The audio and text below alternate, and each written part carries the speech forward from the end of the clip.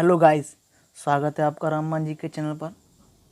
तो गाइस, अगर आपने चैनल को सब्सक्राइब नहीं किया तो चैनल को सब्सक्राइब कर लें, जिससे आने वाली सभी वीडियोज आपको मिल सकें। तो गाइस, जैसा कि आपको पता है, हिस्ट्री की क्लास है और जी आज हिस्ट्री की 5वीं क्लास है।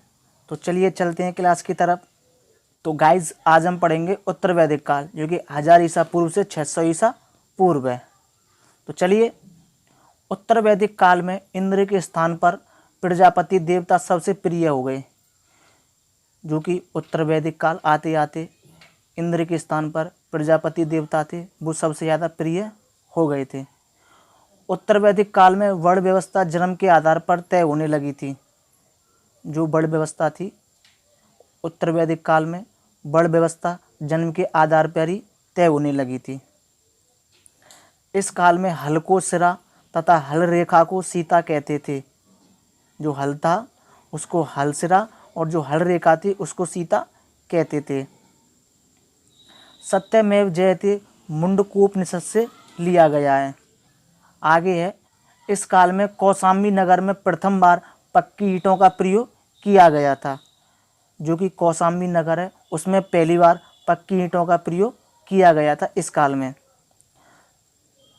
दोस्तों, महाकाव्य 2 हैं। नंबर 1 महाभारत और रामायण, ये आप याद रखेंगे। नेक्स्ट है, महाभारत का पुराना नाम जय संहिता है। क्या है महाभारत का पुराना नाम? जय संहिता। महाभारत विश्व का सबसे बड़ा महाकाव्य है। ये भी आप याद रखेंगे कि महाभारत का पुराना नाम जय संहिता है और महाभारत विश्व का सबसे बड़ा महाकाव्य है। आगे है, गोत्र नामक संस्था का जन्म भी उत्तर वैदिक काल में हुआ था। यानी कि जो गोत्र नामक जो संस्था है, जो गोत्र जो होते हैं, वो उत्तर वैदिक काल में ही शुरू हुआ था। आगे है, उत्तर वैदिक काल में आश्रम व्यवस्था स्थापित की गई थी। उत्तर वैदिक काल में ही आश्रम व्यवस्था लागू की गई थी, जो कि आश्रम का अर्थ है श्रम करने के बाद विश्राम करना। आगे है, सर्वप्रथम जवालु उपनिषद में 4 आश्रम बताए गए थे। ये आप याद रखेंगे, जो 4 आश्रम बताए गए हैं वो जवालु उपनिषद में बताए गए हैं। तो 4 आश्रम कौन कौन से हैं? पहला है ब्रह्मचर्य, जो कि जन्म से 25 वर्ष तक है, जिसमें ज्ञान प्राप्ति की जाती है। क्लियर। दूसरा है आपका गृहस्थ, जो कि 26 साल से 50 वर्ष तक है, इसमें सांसारिक जीवन होता है।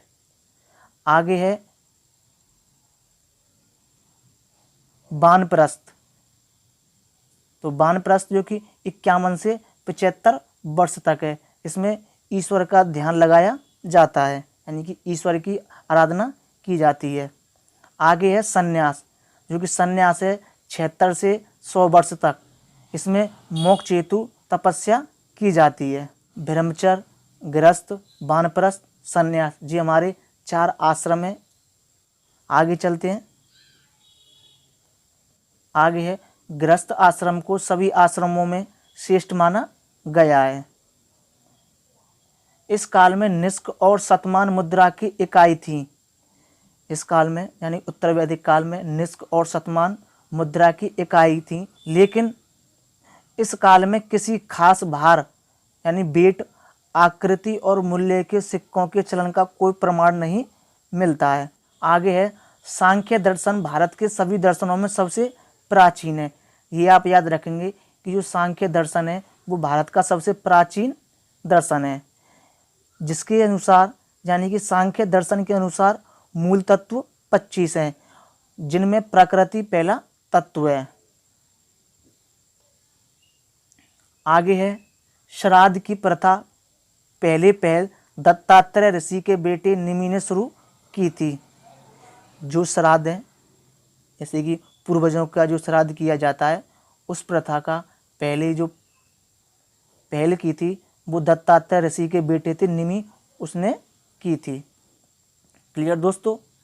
आगे चलते हैं, प्रमुख दर्शन एवं उनके प्रवर्तक। दोस्तों, ये एग्जाम में काफ़ी बार पूछे जाते हैं, चलिए इनको क्लियर करते हैं आज।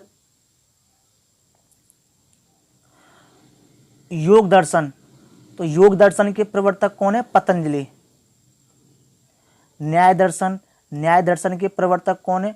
अक्षपाद या गौतम ऋषि। नेक्स्ट है चारवाक दर्शन। तो चारवाक दर्शन के प्रवर्तक कौन है? चारवाकी हैं। आगे है सांख्य दर्शन। सांख्य दर्शन के प्रवर्तक कौन है?